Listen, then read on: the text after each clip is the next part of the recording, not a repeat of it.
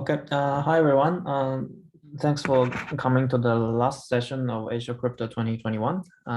Sorry, it's a virtual again. Hopefully we can see each other in the physical world soon. And the last session will have 6 very interesting talks on real-world protocols. And I'm the co-chair Qiang from University of Sydney. Unfortunately, I haven't seen my co-chair Panos here yet, so I will just do the introduction. As I just said, we have 6 interesting talks lined up.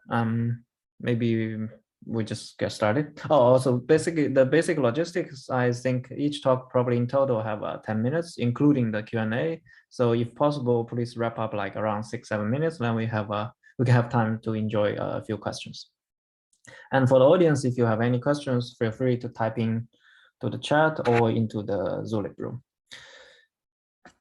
Okay, so without any delay, let's start the session. The first talk is about the a consensus protocol called Tardigrade. It's from Erica, Jonathan, and Julian, and I believe Erica will give the talk. So the stage is yours, Erica. Thank you very much for the introduction. Let me just share my screen. And okay, hopefully you're now seeing the slides with no random windows in the way, as sometimes happens to me. Yeah, looks perfect. Great. So I'll get right to it. Hi, everyone. I'm Erica, and I'm going to give you a quick overview of my recent work with Jonathan Katz and Julian on protocols for atomic broadcast in arbitrary network conditions.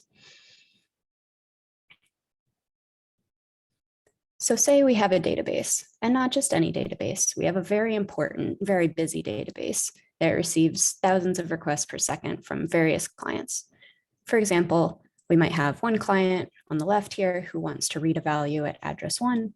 So the server sends a response with the value. We might have client 2 on the right who wants to write a value to address 2. So the server sends a response confirming it's been written.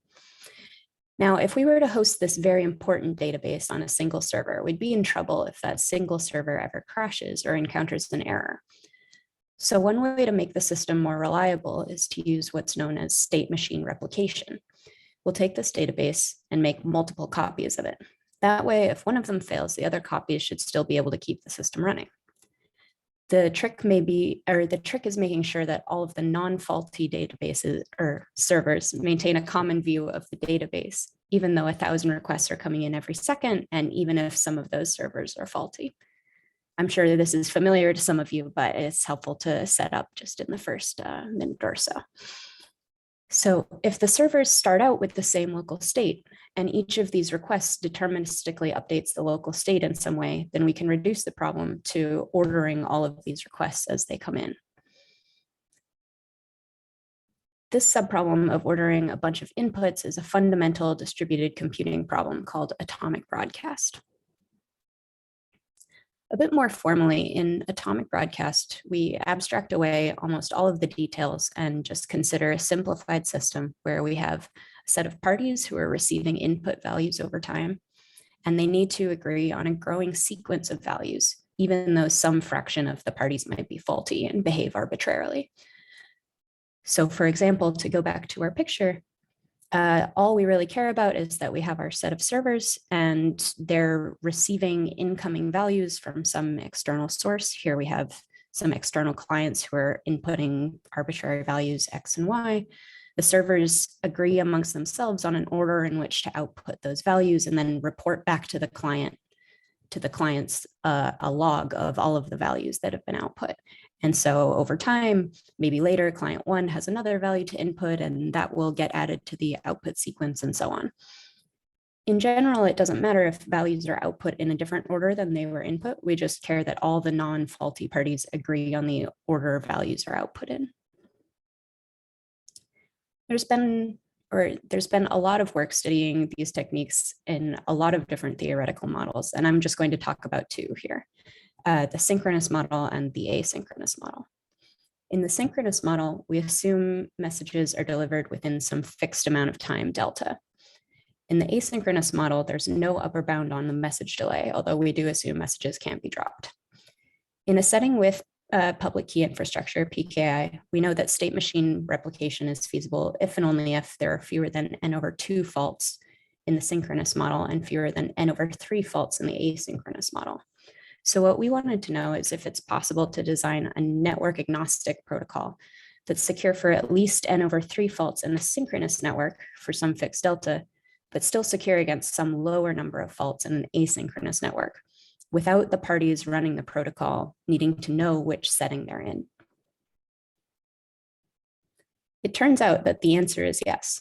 So Tardigrade, our atomic broadcast protocol, tolerates TA faults in an asynchronous network and TS faults in a synchronous network. For any TA plus 2 TS that's less than N, you can fix those however you please, as long as you obey that bound, and Tardigrade will be secure for those thresholds of faults in each respective network model. Now, on the other hand, a tardigrade, the animal, is microscopic and can survive extreme heat, cold, radiation, and pressure by entering a state called cryptobiosis, coincidentally. Experiments tardigrades have even survived at the edge of outer space. Just wanted to throw in a little fact about the namesake. So due to budget constraints, we were not able to experimentally confirm that our protocol works in outer space, but we did prove that it achieves optimal parameters by showing a matching lower bound. Specifically, we showed network agnostic atomic broadcast is possible if and only if TA plus 2 TS is less than N. We also constructed another version of the protocol called Upgrade. Compared to Tardigrade, Upgrade has better communication complexity, but tolerates an O of epsilon fraction fewer corruptions.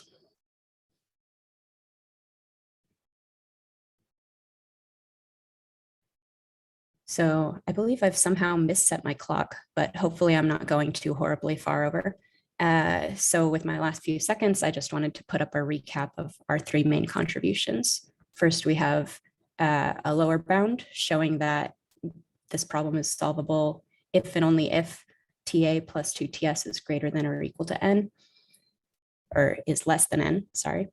We have our protocol Tardigrade, which achieves optimal resilience, and we have our protocol Upgrade, which is a modified version with better communication complexity, but tolerating an O of epsilon fraction fewer corruptions.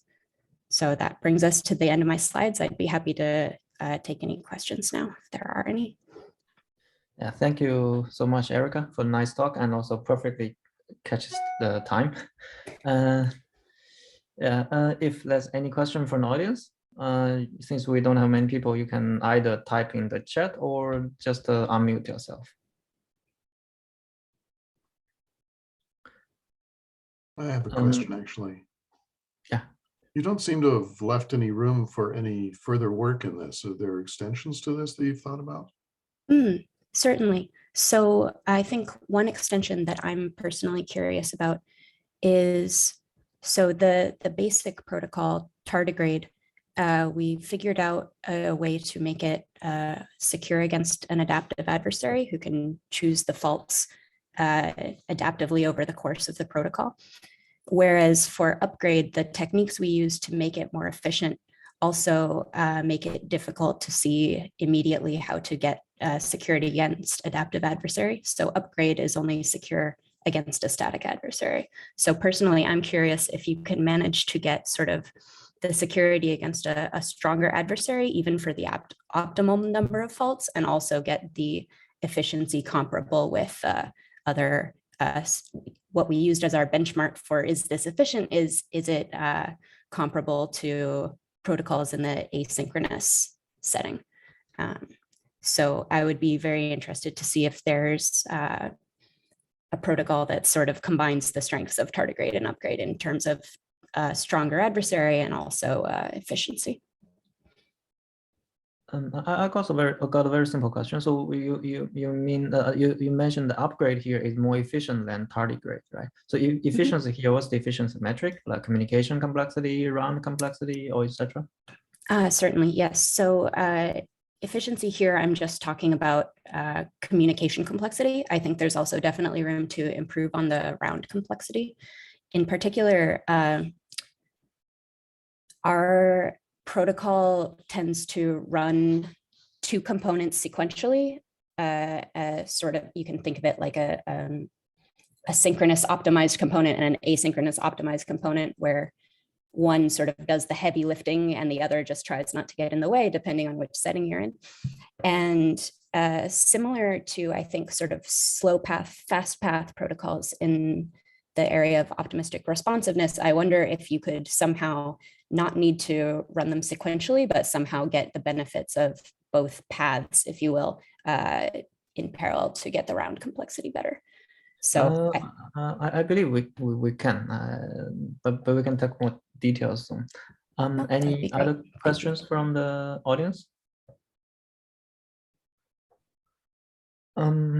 Yeah, actually I have one more, but because very interesting work, but consider the time, maybe we can talk more in the in offline. Actually, Panos, our co-chair, appeared. And do you want to take over the introduction of the second talk?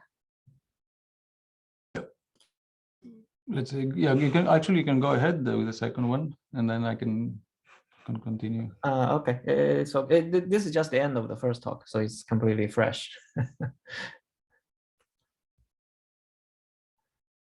Okay, so let's move to the second talk about the onion routing with replies. It's from Christiane, Dennis, Andy, and Thorsten. I think Christiane,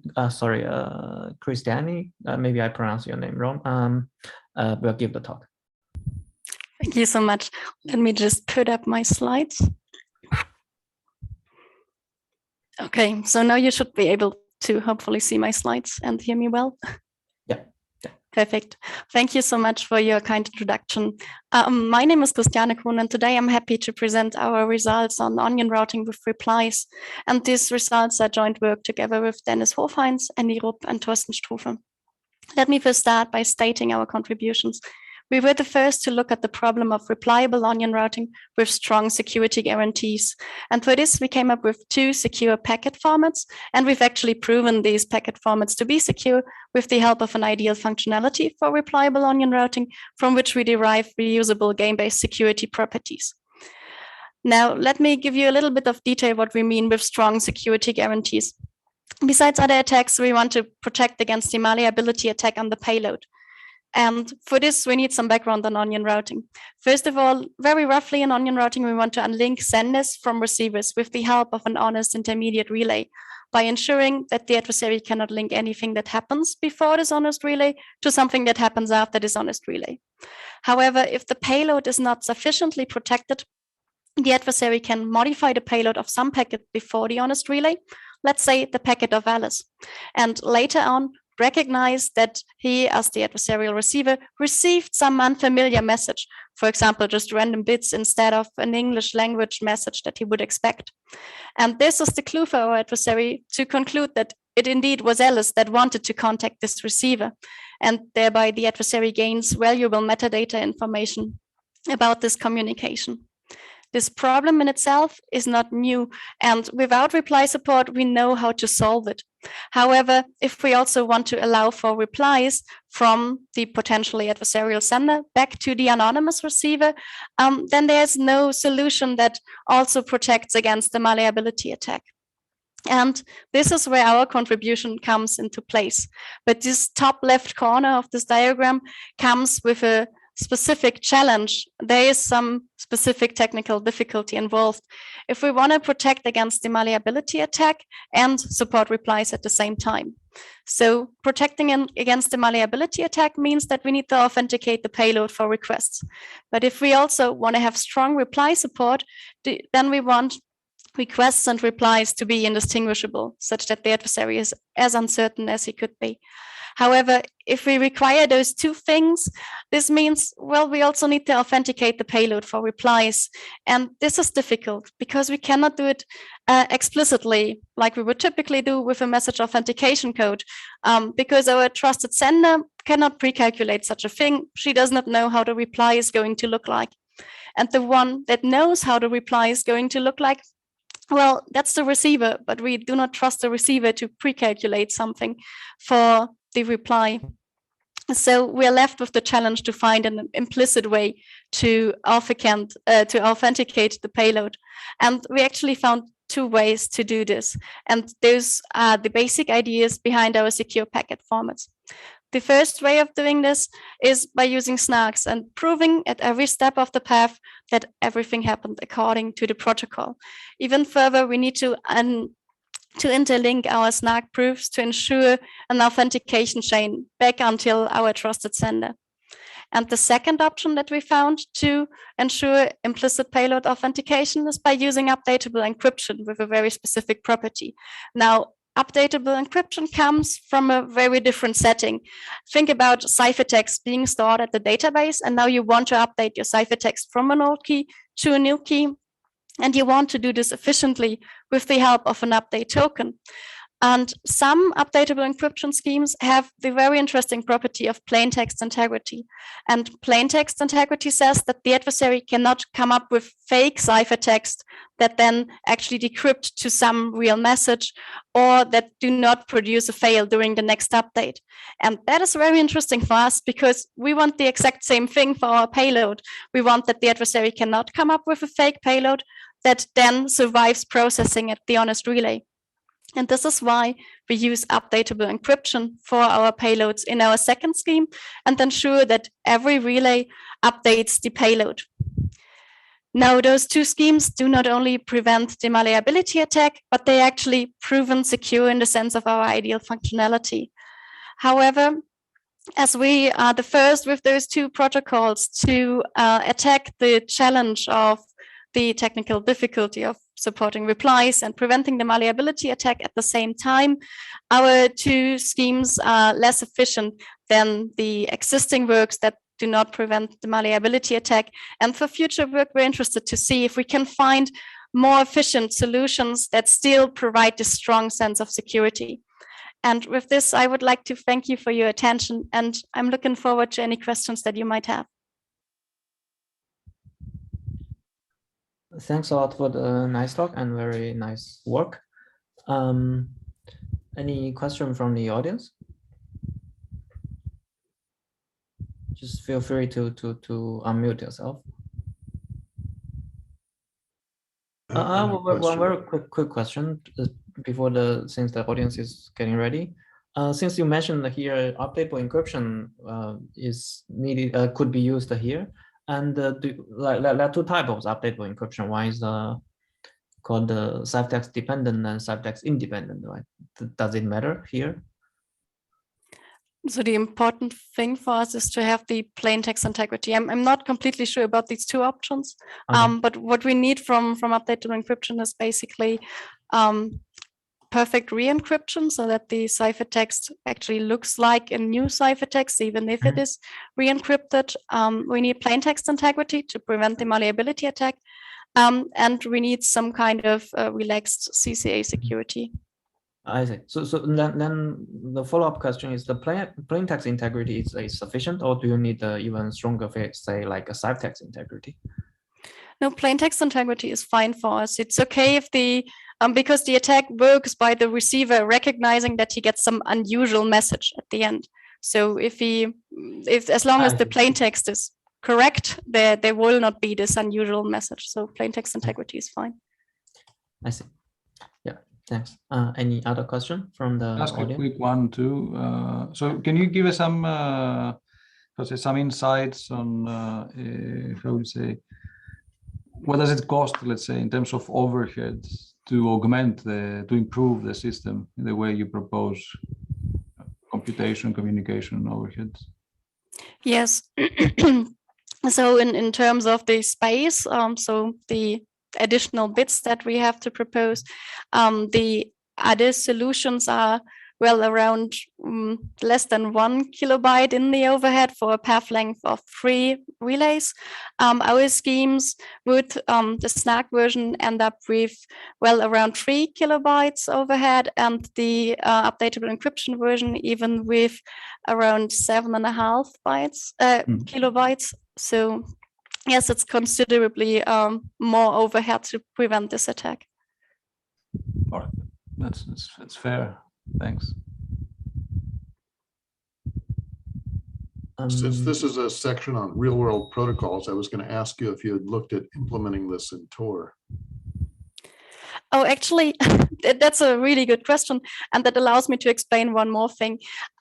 We were looking at secure packet formats, but this, of course, means that there are also still other attack vectors that the packet format cannot protect against. So if you think about timing of packets or traffic patterns, this is nothing we can solve with the packet format, but we need orthogonal measures. And if you think about Tor, Tor does not want to protect against this because it would be too costly in terms of latency. So Tor kind of accepts being vulnerable against the adversary model that we are targeting with this approach. So it is, well, something different.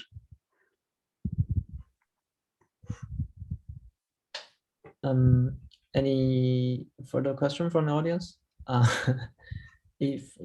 Thanks, Christiane, again, and then we can move to the third talk. Yeah, Thank you. All right. So the third talk will be given by Karn Seth, who is with Google Research. He is a software engineer in the Privacy and Data Protection Office, if my information is up to date. And he works on various aspects of security, including secure multi-party computation on practical problems. And he will be talking about private join and compute from PIR with private information retrieval with default. So Karn, the floor is yours. Thanks. You need to unmute yourself. Ask to unmute. Yes, here you go. I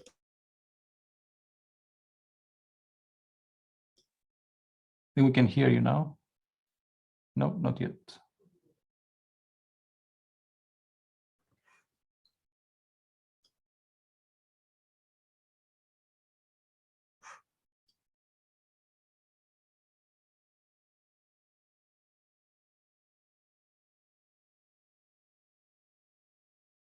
Can you hear us?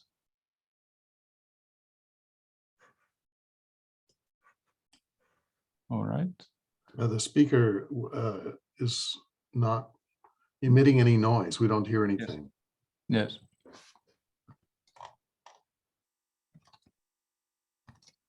No, we can't. Nope. Maybe Karn, you can like stop sharing and share again. Oh, okay. Okay, you can hear me now. Yes. Okay, it's quite bizarre.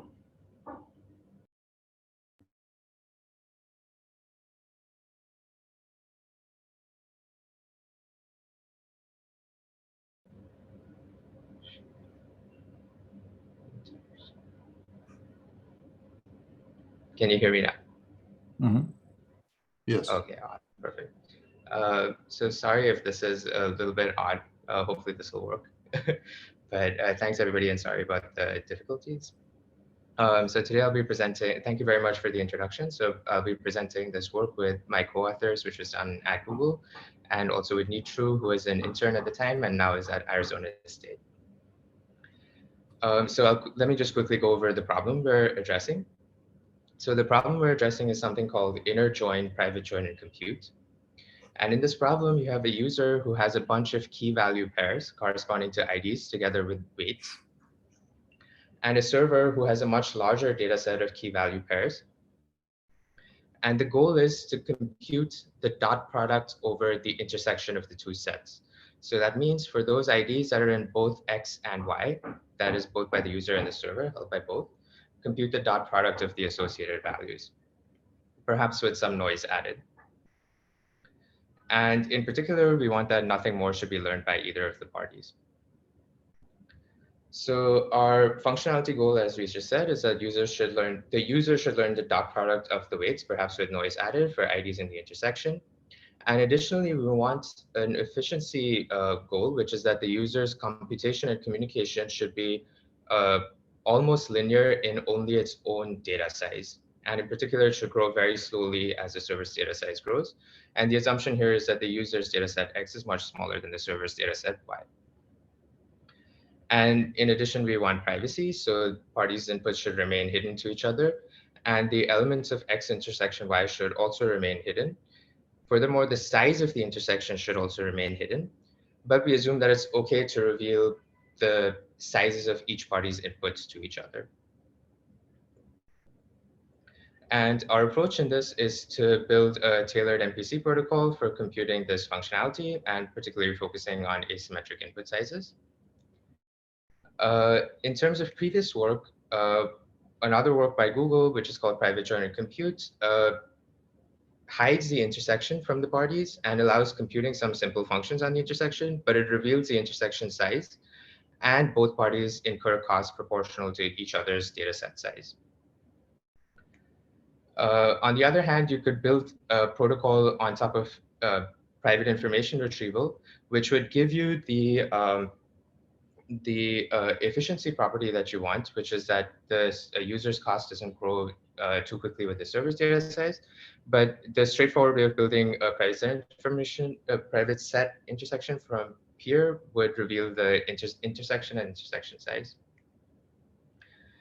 And furthermore, there's a huge number of wonderful works in the area of PSI, which also allow computing on the intersection.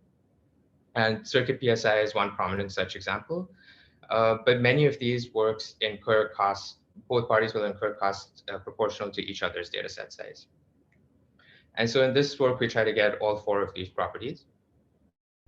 And I just wanted to point out that there's a work by Chen et al. Which also addresses exactly this, this kind of space, which is to get this asymmetric efficiency. And for a detailed comparison, please take a look at the full version of the paper. So I'll give a brief overview of our solution. So we start from private information retrieval. So in a standard private information retrieval protocol, the user has an index and the server has a data set, and you retrieve the user retrieves the ith item from the server.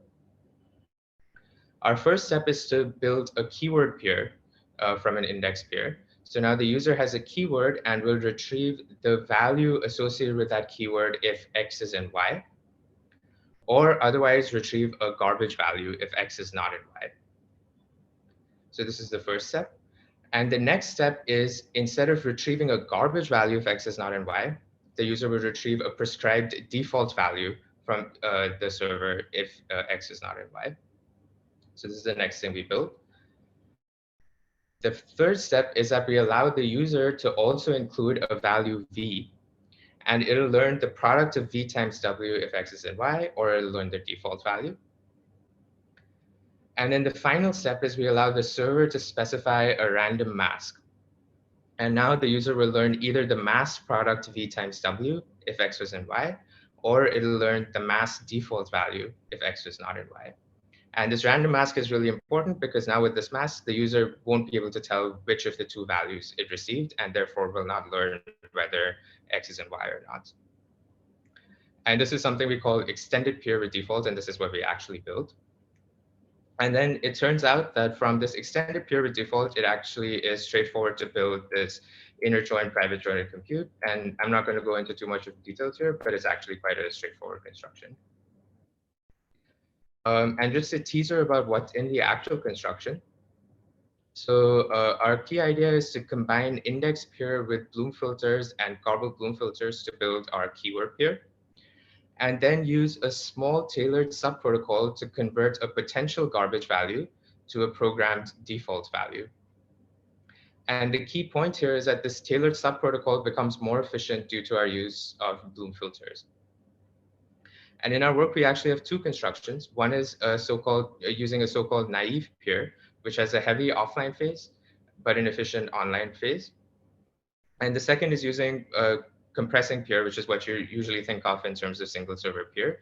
And this will have no setup, but it'll give us the property we wanted, which is that the total cost of offline plus online phase, the client's cost will grow very slowly as the server's data set size grows. And we implemented our system and benchmarked it against other protocols. And I'll just show quickly in this graph here. So our constructions are construction 1 and construction 2 in the online phase. You can see that as the server data set size grows, the client's communication cost pictured here grows very, very slowly. And that's exactly what we wanted. And of course, there's more measurements in the full paper. Just wanted to highlight a couple of more recent works which could improve on the circuit PSI. So there's a lot of works on vector OLE, that using vector OLE to build PSI, and this is now basically the new state of the art for PSI. So this could be a significant improvement over the baseline we compared against. And furthermore, the second work which we discussed, which addresses a similar setting, has a follow-up which also improves on communication and computation. And this is also interesting to look at. Thanks very much, and happy if there are any questions. I'm just going to stop sharing because. All right, thank you very much. Questions for our speaker, please.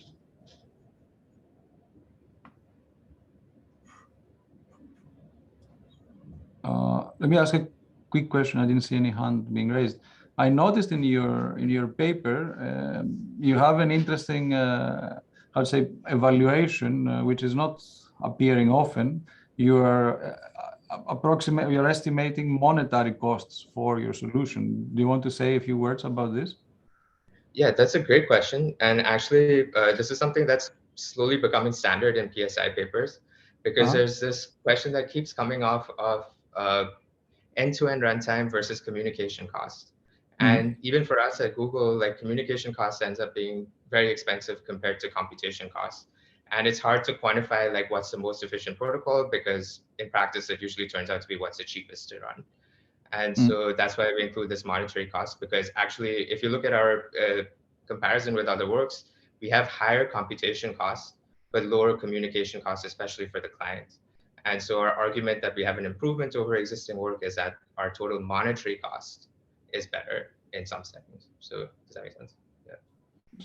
So who picks up the monetary cost? Is this the cost on on running, for example, processes in the cloud, or exactly, how exactly. is the cost on the client factored in? Exactly. So there's a few different ways you could measure it, but I think the way we measured it was the batch processing mode on Google Cloud Platform. And then there's other modes where you have like not batch processing, but like more like high priority machines, and that will give a different cost breakdown.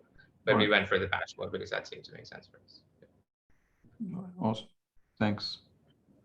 I got a very quick follow-up. So on the monetary cost. So the price actually, the actual cost may vary, right? Then would this influence your optimizations of each protocol? Yeah, so that's a really good question. The cost definitely varies in a whole bunch of ways. For example, if you're within the same cloud region, within the same cloud provider, and things like that. Generally, there's a factor of 2 to 10 in the ratio between communication costs and computation costs. So if you're more than 10x better, then it's like doesn't really matter. But if you're somewhere in that region, then it's going to trade off. And this is something that's come up in other PSI works also. Sometimes you only have a 4x improvement, so it's going to depend on what your exact trade-off is. Yeah. I see. One last quick question: is your protocol currently semi-honest, right, or malicious? Yeah, that's a great question. This is currently a semi-honest protocol, and it's an excellent question how you would do this in the malicious setting. And there's a whole bunch of there's actually 2 different problems that come up when you're doing PSI in the malicious setting. One is that people could just change their input, which is usually not even addressed by MPC security models. And the second one is that you could maliciously attack the protocol. Usually, if you get malicious security, it means it's equivalent to changing your input, but actually, often changing your input is a devastating enough attack. So it's like sometimes you may not want to use this in a case where you have malicious adversaries. I don't know if that makes sense. Yeah, very interesting. Okay, great. Thanks. Thank you. All right. Awesome. There's no other burning question. Shall we move on to the next presentation? All right. Thanks again, Karn, for the Q&A and the presentation. Our next paper is, how to say, novel in the sense that it is presented by two speakers. They will tell us how they will split the task. The paper is generalized channels from limited blockchain scripts and adapter signatures. And the two presenters are Siavash Riahi and Andreas Erwig. They're both PhD students pursuing their PhD with a small differential in terms of the start time at TU Darmstadt in the Applied Cryptography group. So, gentlemen, the floor is yours. Thank you very much. Can you hear me? Yes. Perfect. And you can also see my slides, I hope. Great. Okay. So thank you very much for the nice introduction. Hi, I'm Siavash Riahi. Today, Andreas Erwig and I will present the paper Generalized Channel from Limited Blockchain Scripts and Adapter Signatures. And so for the 5-minute presentation, I will do the presentation, but for the questions, we are both available here. The longer presentation is done by both of us. So I would be happy if you also check that. This is a joint work with Lukas Aumayr, Oguzhan Ersoy, Andreas Erwig, Sebastian Faust, Christina Hostakova, Matteo Maffei, Pedro Moreno-Sanchez, and me, Siavash Riahi. Okay. Let me see, I can. Good. So before I start, let me give a very short sneak peek into what we achieve actually. We present an efficient, application agnostic, cheap, and interoperable off-chain channel solution for cryptocurrencies. Now let me continue with some motivation. So blockchains were introduced in the past decade and used in order to allow parties to make transactions using a decentralized infrastructure, namely the blockchain. How does this work? Alice creates a transaction that you want to send some coins to Bob, signs it, and sends it to the blockchain. However, blocks in a blockchain usually have fixed size, and the average time that it takes to create the block is also fixed. This means that blockchains have limited throughput. So if you compare them, for example, to something like a Visa network, it is the throughput is way lower. And this results in parties having to pay high transaction fees. To tackle this problem, off-chain protocols were introduced. The most prominent and actually used in practice off-chain protocol are payment channel protocols. Here I will give just an overview on how payment channel protocols actually work. They usually are executed in 4 phases: creation, update, closure, and if necessary, punishment. During the creation phase, parties first lock some coins on the blockchain. After they have done this, they create the channel and they can update it as many times as they want off-chain without communicating with the blockchain. Finally, when they are ready, they can submit the latest state of their channel to the blockchain and they would get a payout accordingly. However, what would happen if a party submits here, Bob, an older state, which might be beneficial to him? So he might have in this older state more money in the channel. Well, advanced blockchains such as Ethereum can run complex programs and they can check, for example, the state number in these states, and they would only do the payout according to the latest state. But Bitcoin and many other similar cryptocurrencies cannot do such comparisons because they cannot run really complex programs. And in order to prevent Bob from profiting from such an attack, punishment mechanisms were used. So if Bob submits such an older attack, here SN-1, Alice can actually punish Bob by getting all the money in the channel. So Bob's money is now also completely gone. The most famous payment channel used in practice, actually developed on Bitcoin, is Lightning channels, which was developed by Kuhn and Trieu in 2016. Here I give a high-level overview on actually on how they operate. Well, as I said, both parties must be able to submit the latest state to the blockchain to get the payout. So this style of channels has state duplication. Both parties have the state that they can publish, and of course, the other party can punish if they submit an older state. And I would like to also point out that we all either have the payout or the punishment. We cannot have both at the same time because there's simply not enough money in the channel.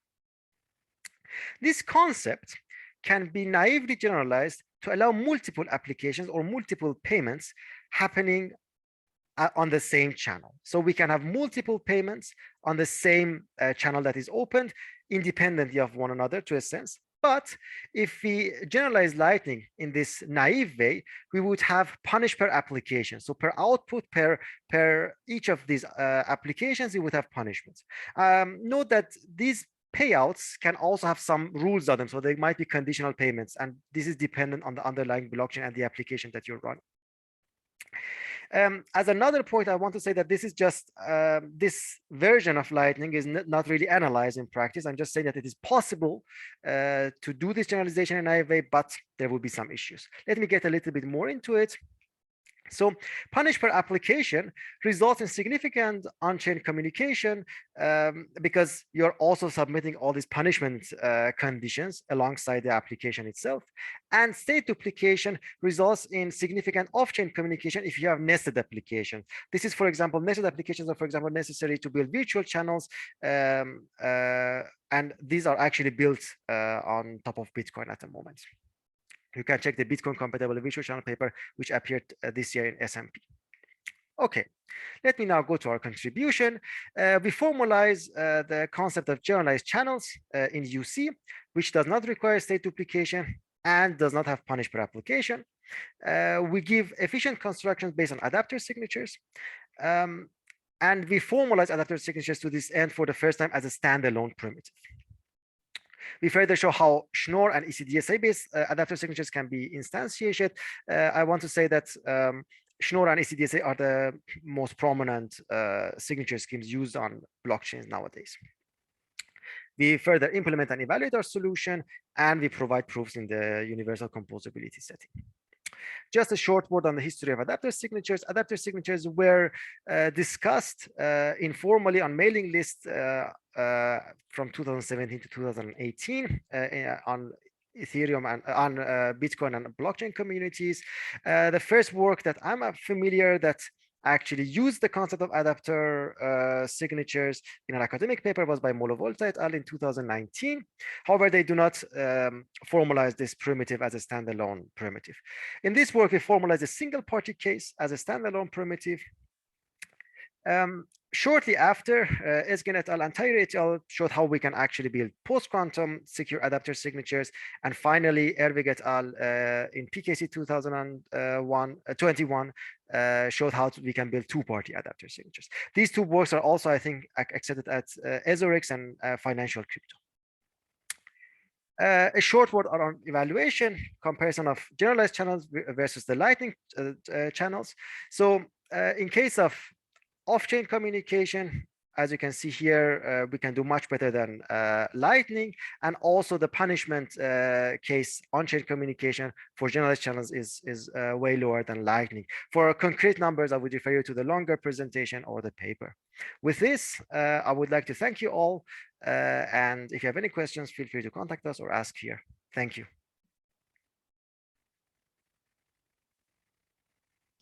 All right, thank you very much, Shavash. Quick question. Can you just help everyone? So what are applications of your tool? So that's a very good question. So one of them is virtual channels, as I shortly pointed out. Virtual channels means that if, let's say, I have Alice and Bob who have a channel, and Bob and Charlie have a channel, if they want to route payments between each other in the naive way, Bob must be active all the time and allow the payments to go through. Virtual channels kind of circumvent this so that for each update you don't have to do this. But there are also other applications such as claim and refund applications, which allows you to have generic conditional payments. Now for claim and refund, I think it was a crypto paper in 2015 or 14, you had to do on-chain communication for each of the conditional payments. Now you can lift this off-chain. So more or less, many of the two-party applications that you had to do previously on-chain, now you can do off-chain. Great, thanks. More questions, or someone is texting?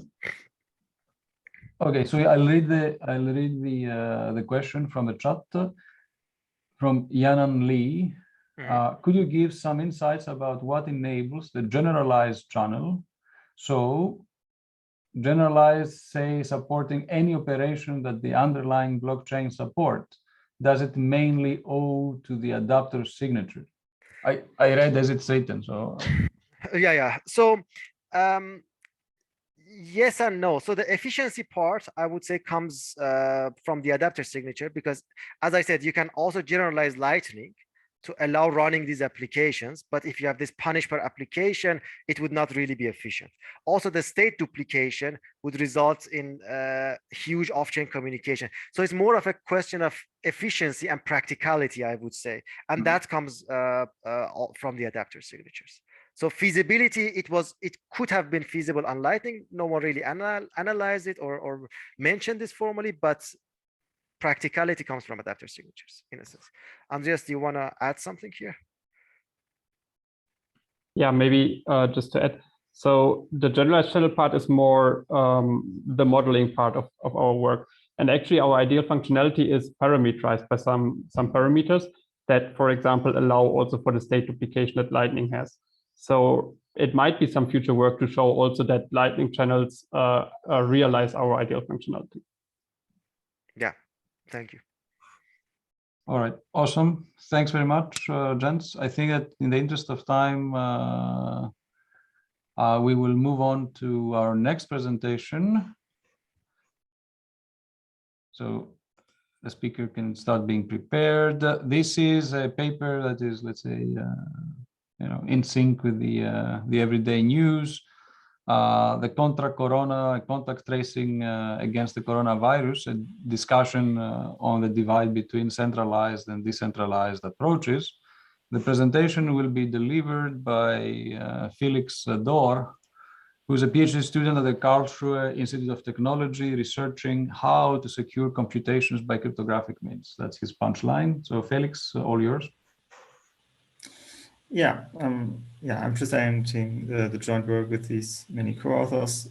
And so just about the current state of exposure notifications, how it's in everyday use and how it's currently implemented. This is the example for Germany, where we have the Corona Warn app, which is installed on about 45%. There's enough downloads to be installed on about 45% of the population's devices. However, when we look at the amount of infections reported with this app, we see that the ratio is only about between 20 and 30% of all tested infections are actually reported through the app and warned. So a bit about the background, how this Google Apple exposure notification that is implemented in this app works. When the app is installed, the devices generate random keys, and from those keys they derive keys that are only used for a shorter period of time. During normal operations, all the apps will broadcast their short-term keys and will record all keys that they receive. And when later on someone is tested positive and an infection should be reported, they will share their seed key with the backend, where they are all collected, and repeatedly all apps download all keys from the backend, will expand them again, and then check if they have records of such a key in their history of the keys that they've recorded during normal operation. And while this quite nicely already protects the privacy of, for example, participants that will never get infected because their keys stay on their smartphone and will be deleted afterwards, and their keys stay unlinkable forever.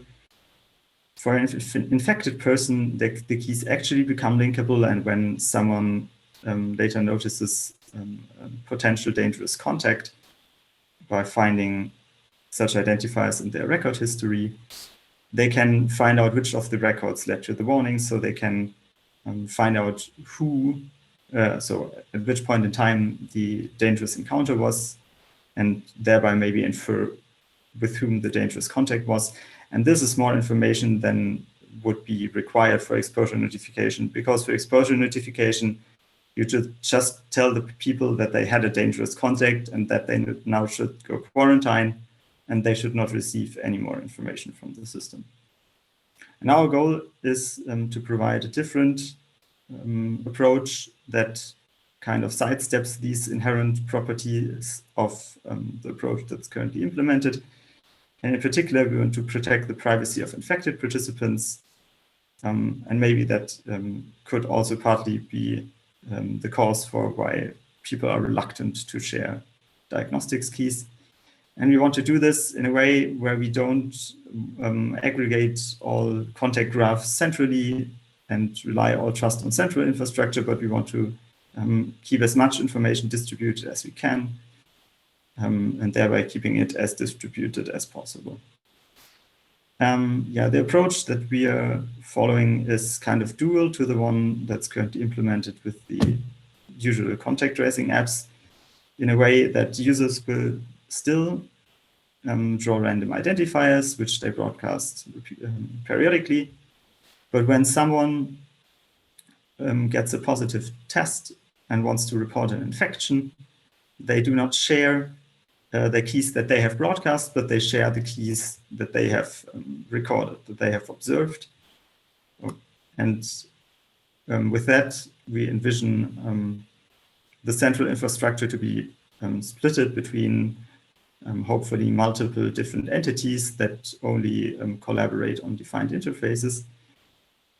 And those central services would then enable the system to trace the observed identifier to a warning identifier. So when someone gets later warned, they receive only one warning identifier per longer epoch, say per day, and they would then only know on which day they had potentially dangerous contacts and wouldn't have the possibility to find those contacts with such fine granularity.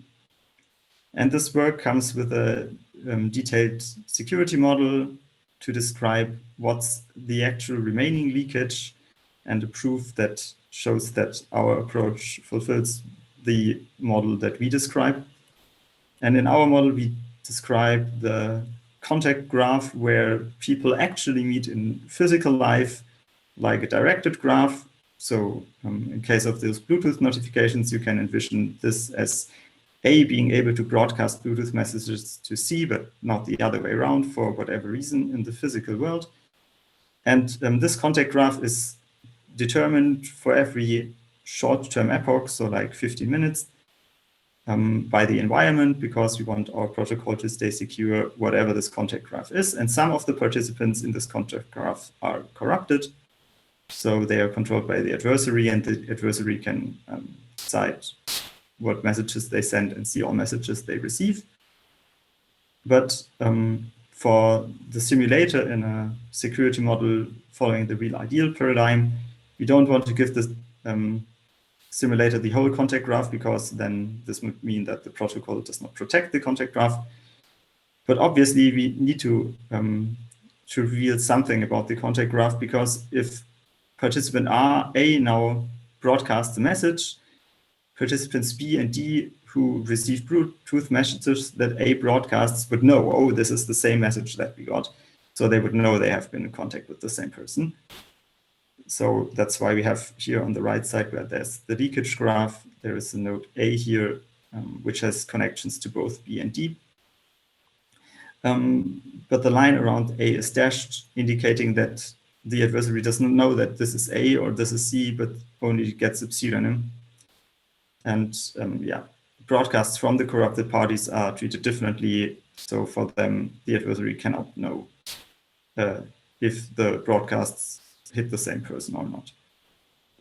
So as a conclusion, I'd like to say that the exposure notification framework, like it's now implemented by Google and Apple, is a great first step to protect the privacy, but we can do better, especially protecting the privacy of infected individuals. And we provide a security model to demonstrate that we protect privacy better and what's left to be done to protect privacy even more. Thanks for your attention. And I'd be happy to take questions now.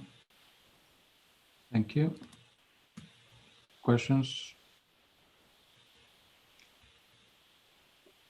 Can you please clarify? So the servers that are involved, are they considered in your work to be honest but curious, let's say semi-honest, or are they allowed to do more harm? They are considered to be honest but curious and to be individually corrupted. Individually, all right. I see. Thanks.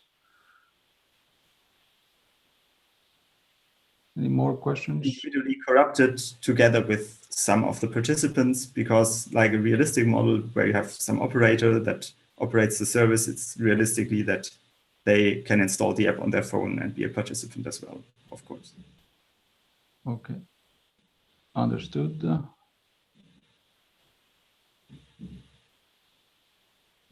I don't see any more questions on the chat either. No more hands raised. Qiang, shall we move to the last talk then? Yeah, sure. Yeah, thanks, Felix. So let's move to the last, certainly not the least, the talk of the session. Actually, also the last and not least talk of the whole conference is about the security analysis of a Bluetooth secure connection protocol suite. Is from Mark Fischling and Olga Stanina, both from TU Darmstadt. And Olga, the stage is yours. Thank you for the introduction, Chan. So I will present the joint work with Mark Fischling from TU Darmstadt on the cryptographic analysis of the Bluetooth protocol suite. And as you might realize from the previous talk, that in Bluetooth, it's possible for devices to communicate one way. That is, if we have a device, it can broadcast some message to the environment, and maybe another device will record this, but the first device doesn't expect the second device to respond. Now, Bluetooth also allows communication to happen in two ways. And for this, the user would like probably to secure the communication, for example, by encrypting it. So for this, the devices need to agree on some key that they will use for encryption. And in Bluetooth, there is a bunch of protocols for key exchange with really different level of security. And the strongest one is called secure connections. And it's based on the Liptikov-Diffie-Hellman key exchange. Now, you might ask me, why do we need another analysis? Bluetooth is out there for such a long time. Probably there were some research papers already on that. That's true. There were indeed some papers, but they had, let's say, some drawbacks. For example, they always considered only a standalone protocol from the family. So they always showed that only one protocol is secure. Second, they presented the protocol not really close to the standard. For example, they assumed that the fresh Diffie-Hellman share is used in each connection, but actually the standard allows to use the same Diffie-Hellman share in up to 8 connections. Second, for example, Lindell in his paper and Sun in their paper considered a full point on the elliptic-curve, but the standard actually makes use only of the x coordinate. Okay, now the question arises, why do we need to analyze exactly the full protocol suite? Why can't we just take the most secure protocol from the family and use it in all the devices? So the thing is that the devices have different device features, and the protocols are chosen based on these device features. So we cannot rule out some protocols because all of them are in use. And second, there was a really wide range of errors, mostly in the middle attacks on the protocols, starting with the reflection attacks, downgrade attacks on the size of the encryption key, and also the attacks where the adversary can actually get into the middle and connect with 2 devices so that they think they're connected with each other when they're not. And now with all this in mind, I can summarize what I told so far. So we give the first analysis of the whole protocol suite in Bluetooth. Then we also analyze it as trust on the first key exchange, so that the devices first make an initial connection where they derive some connection key, And this connection key is then used for the reconnection step so that, for example, they can derive the encryption key. And the adversary is assumed to be passive during this initial connection, but he's actually allowed to be active during the reconnection step. Now we also looked into we investigated also the privacy mechanism in Bluetooth, and we showed that it achieves the privacy against outsider and passive adversary. And another small perk that we also presented a precise and exhaustive description of the protocol suite. That actually concludes my talk, so thank you for the attention. You can check the full version of the paper on ePrint, and I'm glad to take any questions if you have. Yeah, thank you, Olga, for nice talk and the nice work. Any question from the audience? Let me start with one simple question. So this TOEFL model, I like the name, and the TOEFL model sounds very interesting. Obviously, also makes a lot of sense. But is it sufficient to characterize like real-world threats, or I mean, is there any potential gap that might be explored by the attacker in real life? It's a good question. So it's not the perfect way of modeling things, right? So we would like to have the security already in the beginning. But if you think that you connect your devices at home where you think that the channel, so to say, is secure and there is no active adversary present during the connection, because the adversary still can eavesdrop, then you might think that that actually suffices as well. But of course, we would like to have more. Yeah. Yeah. Okay. Okay. There's one question in the chat from Bonjour, I guess. You did complain about the structure of the Bluetooth standard. I also agree with that. It's a very nice characterization. And do you have any suggestion on how to improve it? Great question. Probably to try to split it into several parts and to rewrite it probably from scratch to make it more precise in defining the terms and the requirements they exactly want to achieve. Yeah, maybe that's like the general, something like that. Yeah, does this answer satisfy you, Bonjour? Yeah, I hope it answers your question. Any other questions from the audience? Just feel free to unmute yourself. Oh, I also have one quick question. So the previous analysis, there are also some previous analysis, right? Are they also in the TOEFL model?